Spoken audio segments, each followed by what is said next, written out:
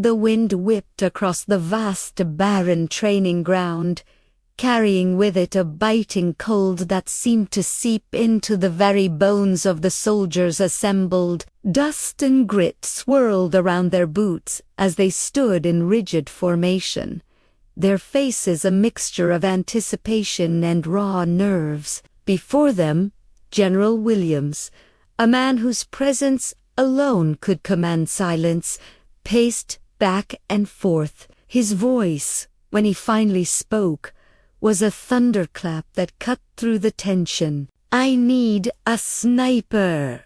Who here can hit a target at 4,000 meters?" His words hung in the air, a challenge thrown down like a gauntlet. One by one, the most decorated marksmen in the regiment stepped forward. Each one was a legend in his own right, with a reputation forged in the crucible of countless missions. The first soldier dropped to the ground, his movements practiced and fluid. He settled his State-of-the-art rifle, adjusted the scope, and took a deep, steadying breath. The world seemed to hold its breath with him.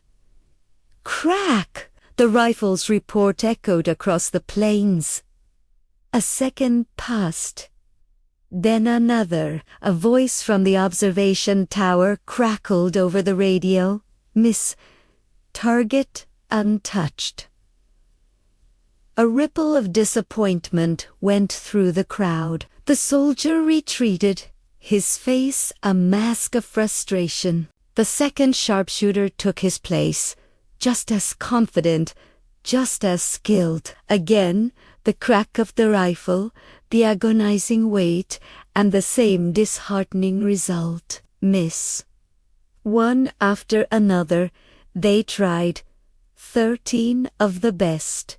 13 shots fired. 13 resounding failures. The 4,000-meter target, a mere speck in the distance, remained defiantly intact. The initial atmosphere of tense excitement had soured into one of collective failure. The soldiers muttered amongst themselves, their confidence visibly shaken. The general's face was grim, his jaw set tight.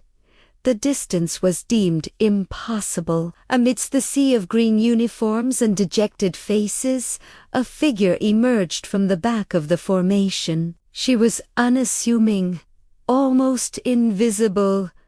Until that moment, Sergeant Anya Sarma. She wasn't the biggest or the strongest. She rarely spoke, preferring the quiet company of her rifle and her thoughts. Some of the men barely knew her name. As she walked forward, a few soldiers exchanged puzzled glances. Some even smirked. Her rifle was an older model, well-worn but meticulously maintained. She moved with a quiet grace, a stark contrast to the aggressive confidence of the men who had come before her. The general watched her approach, his expression unreadable. He had seen her records, knew of her legendary patience, but this was a test for gods, not mortals. Anya didn't say a word. She simply knelt, placing her rifle bag on the dusty earth. Her movements were slow, deliberate, almost like a ritual. She didn't rush. She lied down, her body becoming one with the ground. With steady, practiced hands, she adjusted the bipod, canting the rifle just so. She took a small wind meter from her pocket, held it up, and watched the digital reading flicker. Her eyes scanned the horizon, not just at the target, but at the world around it. She saw the heat haze shimmering off the ground, the subtle dance of the tall grass, the way a distant dust devil spun lazily in the air. To the others, it was empty space. To her, it was a complex equation of physics and instinct. She closed one eye, her other pressing against the cold rubber of the scope's eyepiece. The world dissolved into a magnified circle. Her breathing slowed, each inhale and exhale, a measured, rhythmic tide, in, out.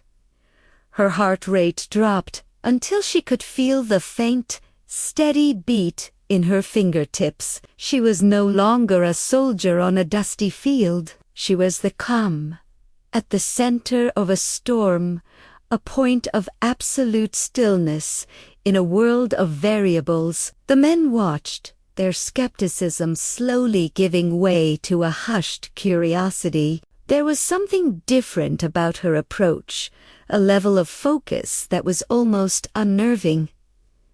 The crosshairs settled in the magnified view, the target shimmered, distorted by the atmospheric interference. It looked like a ghost, a phantom dancing on the edge of visibility. Anya's finger found the trigger, resting on it with a feather-light touch. She wasn't aiming at where the target was. She was aiming at where it would be. In the exact nanosecond her bullet arrived, she accounted for the spin of the earth, the drop in elevation, the subtle crosswind that no one else had seemed to fully appreciate. Her mind was a supercomputer, processing thousands of data points in an instant. Then she exhaled, slowly, completely, emptying her lungs until there was nothing left. In that silent, breathless moment between one heartbeat and the next, she squeezed the trigger. The crack of the rifle was sharp, distinct, yet somehow quieter than the previous shots. It didn't echo with the same brute force. It was a precise, surgical sound. For a moment, nothing happened. The silence that followed was absolute, heavier than any sound. The soldiers held their breath, their eyes straining toward the horizon. Then, a tiny flash of light, a minuscule puff of dust erupted from the distant target. It was followed a few seconds later by the faint, almost imperceptible sound of impact, a metallic ping carried on the wind. The target, the impossible target, shattered, a perfect dead center hit. The observation tower was silent for a beat, the spotter too, stunned to speak. Then his voice, filled with disbelief and awe, crackled over the radio. Hit! Direct hit. Target destroyed. A collective gasp swept through the ranks. The soldiers stared, first at the now empty spot where the target had been, then back at the quiet woman still lying on the ground. Jaws hung open, eyes were wide with shock. The men who had smirked at her just minutes ago now looked at her as if she were a mythological being. They hadn't just seen a great shot. They had witnessed the impossible made real. Anya slowly pushed herself up, her expression as calm and unreadable as ever. She methodically cleaned her rifle, her movements economical and precise. She hadn't done it for the applause or the recognition. She had done it because it was her job. She was a sniper. The general walked over to her, his long strides eating up the ground. He stopped in front of her, the other soldiers watching in rapt silence. He looked down at her, then at her rifle, then back into her calm, steady eyes. A slow smile spread across his weathered face, a rare sight that spoke volumes. He didn't offer loud praise or a dramatic commendation. He simply nodded, a gesture of profound respect from one warrior to another. In that moment, Anya Sharma was no longer the quiet woman in the background. She stood tall, a silent guardian, a testament to the fact that the deadliest storms often come from the quietest skies. She had reminded them all that true strength isn't about noise or bravado, but about precision, patience, and the unwavering will to do what others deem impossible. And as she stood there, the wind whipping through her hair, she was the very picture of heroism. Thank you for watching. If this story inspired you, hit that like button and subscribe for more. We'll see you in the next one.